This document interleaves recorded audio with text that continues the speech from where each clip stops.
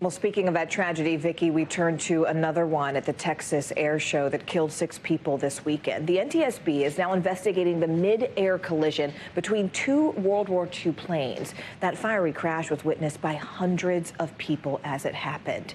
Here with the latest from Dallas is NBC News correspondent Morgan Chesky joining us live right now. Morgan, can you just tell us more about what happened in this crash? And frankly, where does the investigation stand overall right now?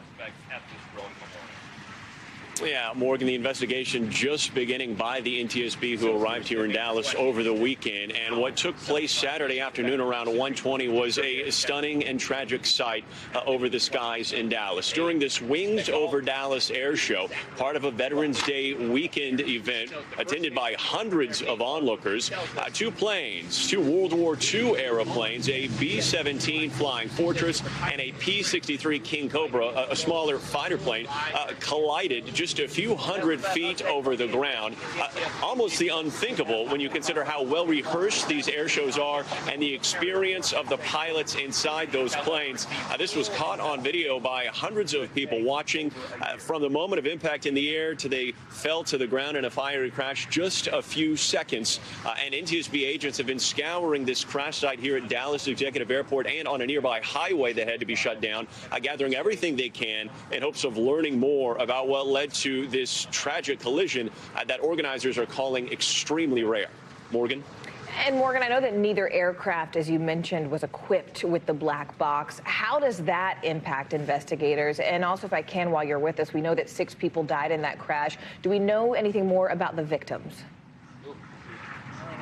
Yeah, we are learning more about the victims, Morgan. As for those black boxes that were not on board, NTSB agents said, of course, it would be an asset if they were to be able to recover those. But important to note here, neither of those planes were federally required to have those modern black boxes on board. These were vintage World War II era planes.